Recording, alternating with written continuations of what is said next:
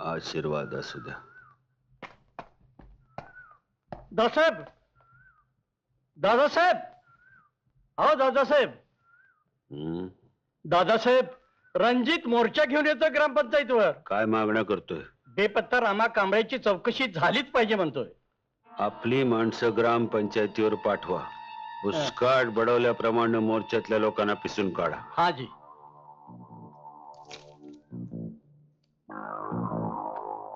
रामा कांबळेच्या चौकशीचा आवाज उठवणाऱ्यांच्या जीवा मुळातून उपटून काढा. ग्रामपंचायतीवर रक्ताची रंगपंचमीच खेळतो आम्ही.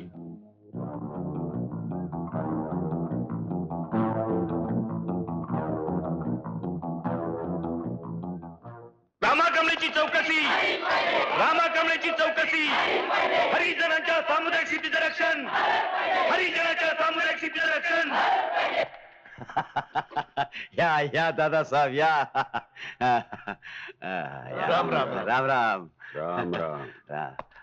काय ब्लॅक टायगर, ह्यानी काय घेऊन आलाय? तो रणजित मोर्चा घेऊन इथं आला की त्याच्या गात ह्यो हार घालून सत्कार करायचा. टायगर, ग्रामपंचायत ही स्मशानभूमी नाही. चला माणसा सांभाळून. एका जमान्यात मी सुद्धा माणूसच होतो. हरिजन सुद्धा माणूसच आहे, त्याच्या हक्क त्याला मिळालेच पाहिजेत. हरिजनांच्या सामुदायिक शेतीचं रक्षण झालंच पाहिजे. बेपत्ता रामा कांबळेची चौकशी झाली पाहिजे. खबरदार रणजित, एक पाऊल पुढे टाकू नकोस. तुझं निवेदन स्वीकारलं जाणार नाही. पुढे आलास तर तुझा मुर्दा पडेल. मुर्दा पडला तरी चालेल. दादासाहेब अशा भ्रमात राहू नका की तुमच्या असल्या धमकीला मी भिवून जाईन. मुर्दे सुद्धा जिवंत होतील आणि तुला याच मातीत गाडून टाकतील. हे निवेदन तुम्हाला स्वीकारून शासनाला द्यावंच लागेल. जिंदाबाद रणजित, जिंदाबाद रणजित, जिंदाबाद रणजित, जिंदाबाद रणजित, जिंदाबाद रणजित, जिंदाबाद रणजित, जिंदाबाद रणजित. टायगर रणजित चला रणजित, जिंदाबाद रणजित, जिंदाबाद रणजित, जिंदाबाद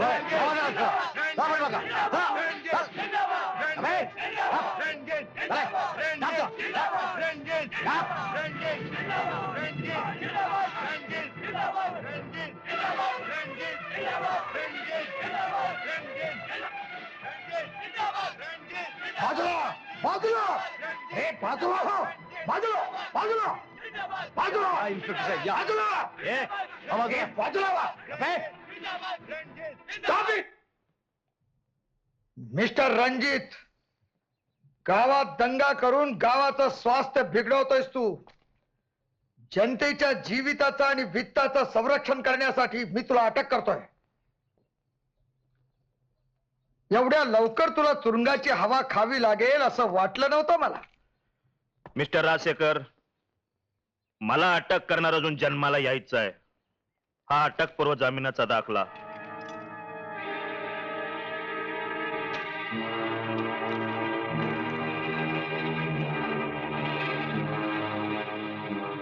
मिस्टर राजशेखर, इतक्या लवकर तुमच्या पायाखालची वाळू सरकेल असं वाटलं नव्हतं मला. अच्छा, सी यू अगेन.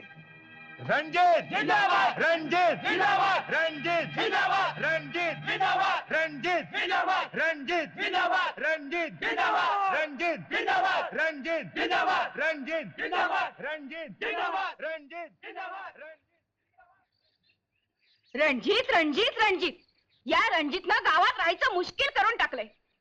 अगं, तू त्याची बहीण, तू तरी सांग की त्याला समजावून. कशाला उचापती करतोय हा? अगं, या खुळ्या भावाला समजावून सांग की. अगं, जन्मदात्या आईचं जो ऐकत नाही तो बहिणीचं काय ऐकणार? तू पण त्याचीच बहीण, त्याच्यासारखंच बोलणार. बहिणी भावंड सारखीच. काय तायडे, काय चाललंय? अरे रणजित, तुला डोसक्यात राग घालायचं काही कारण आहे का? झालं सुरू. अरे, मोर्चा काढायची काही गरज होती का तुला? आई, अगं गरिबांची बाजू आपण घ्यायची नाही तर कोणी घ्यायची? अरे, गरीबाची बाजू घेऊन तू कशापायी भांडतोयस? तुझा बाप असाच होता. देशाला स्वातंत्र्य मिळावं म्हणून पेटून उठला. देशाला स्वातंत्र्याचं कुकू लागलं, पण माझ्या कपाळीचं कुकू कायमचं पुसलं गेलं. अरे, तवापासनं तुला मी लहानाचा मोठा कसा केला ते माझं मलाच ठाव आहे. अरे तू गरीबाची बाजू घेऊन कशा पायी भांडतोयस? हे गाव त्या लायकीचं नाही. आई, देशासाठी हुतात्मे स्वीकारणारचं रक्त आहे माझ्या अंगात. तुझ्या पुढे किती बी डोसकं फोडलं तरी त्याचा काय बी उपयोग व्हायचा नाही. अरे त्या दादासाहेबांनी शाळेतनं काढला त्याच्यावरनं तरी शहाणा हो. आई, आपला आबा म्हणायचा, पुस्तक वाचून शहाणपण येत नाही, माणसं पुस्तकासारखी वाचायची. एक दिवस मी सुद्धा दादासाहेबाचं पुस्तक जगशैर वाचणार आहे.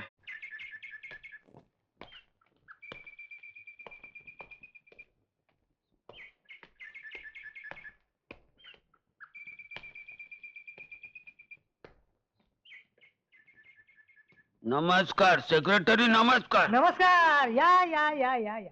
काय म्हणते ग्रामपंचायत तुमची? ठीक, उत्तम. अहो, गांधी जयंती निमित्त ग्रामसफाईचं काम चालू आहे. वा वा वा.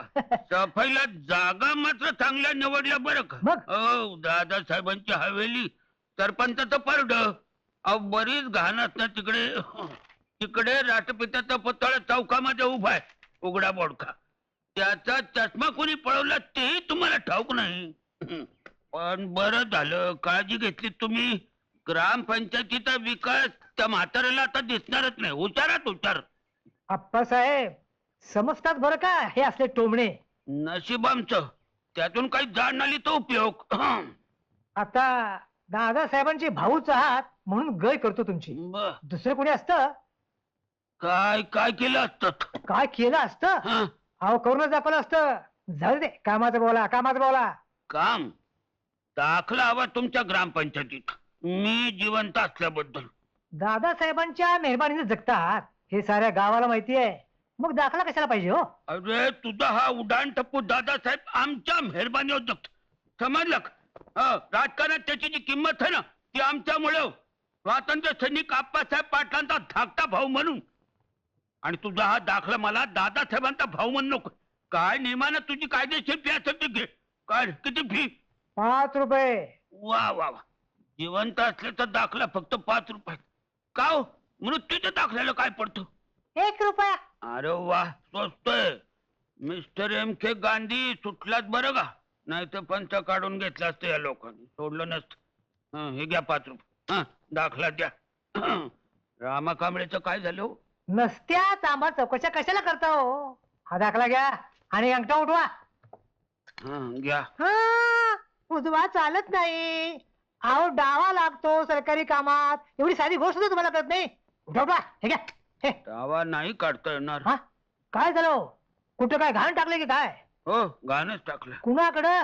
होता एक फकीर बंगड, लाठ्या खाल्ल्या पण हातातलं मीठ नाही सोडलं, म्हणून ब्रिटिशांनी.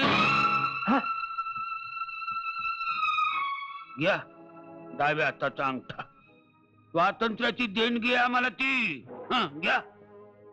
सॉरी अप्पासाहेब, हं? हे मला खरंच काही माहित नव्हतं. हं. हा दाखला घ्या आणि जा तुम्ही तहसील कार्यालयात.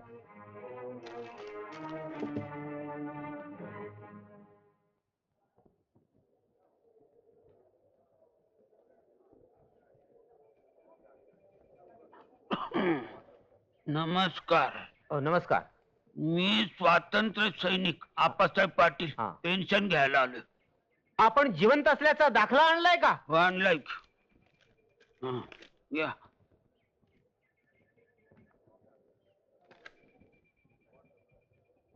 तुम्ही गेली 3 वर्ष पेन्शन नेलेली नाही. नाही नेली, जरा तब्येत बरी नव्हती.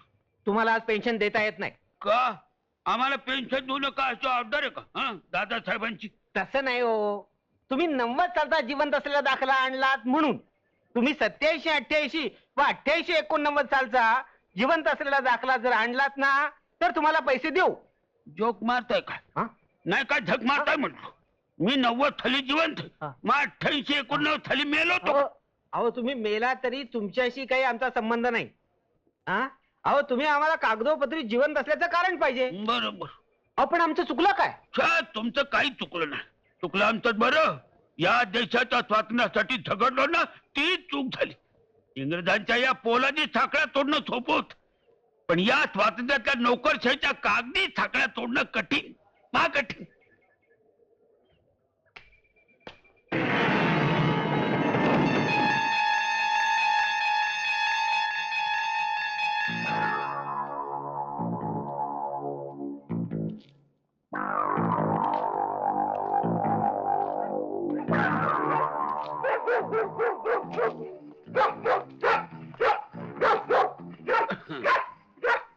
रणजित, ए रणजित,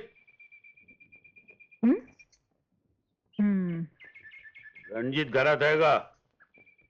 जेवायला बसलाय.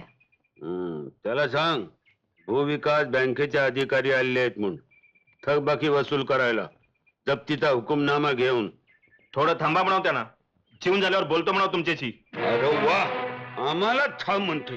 स्वतःला काय मुख्यमंत्री समजतो का काय? कुठं आहे तू? काय रे, दुसऱ्याचं देणं द्यायचं असून घात गिळवतो का चालतो मग? होय रे? हं? अरे जनाची नाही मनाची लाज ठेवा. फुकट खाऊ कुठले?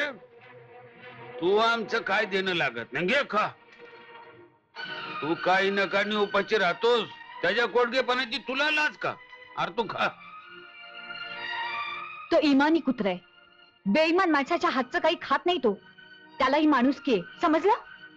वा, लय चुरू चुरू जीप चालते का तुझी? पहिले बँकेचे पैसे भरा, मग इमानाच्या गोष्टी करा. दादासाहेब, आमच्या कर्जाची काळजी करणारे तुम्ही कोण? काय संबंध तुमचा? मी जामीन होतो म्हणून तुला कर्ज मिळाले.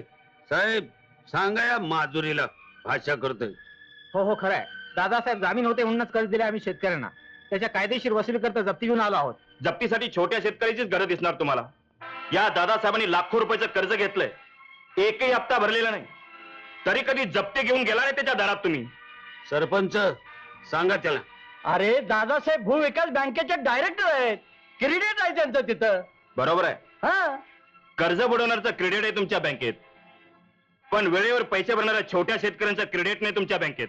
जास्त बडबड करू नको, पैसे भर अगोदर. मस्ती आली तुम्हाला.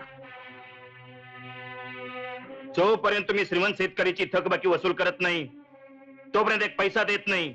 काय करायचं असेल ते करा. वेले घुसा घरात, काढा सामान बाहेर.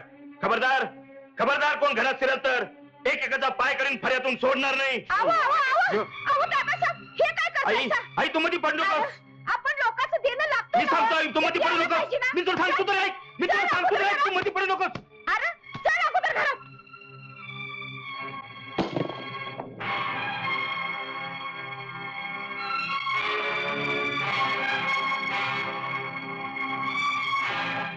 साहेब, हे घ्या माझे दागिने आणि जमा करा तुमचे पैसे. नको नको, कर्जासाठी अंगावरले दागिने घ्यायचा अधिकार नाही आम्हाला. पण आम्हाला आहे ना. काय करतो बाई, तुमचे दागिने माझ्याकडे घाण ठेवतो आणि पैसे भरून टाकतो. चला साहेब, चला.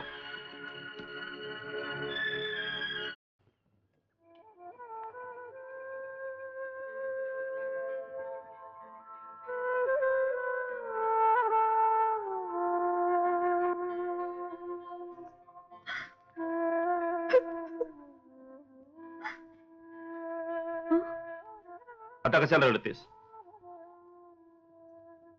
काय गरज होती तुला अंगावर दागिने द्यायची? मला दागिने गेल्याचं दुःख नाही, पण त्या सैतानानं माझी तुळस कशी पायदळी तुडवली बघ. तुळस नसलेलं वृंदावन कसं खायला आल्यासारखं वाटतंय. चल आपण पुन्हा तुळस लावू. नाही भैया, एकदा पायदळी तुडवलेली तुळस पुन्हा वृंदावनात आपलं जीवन फुलवत नाही.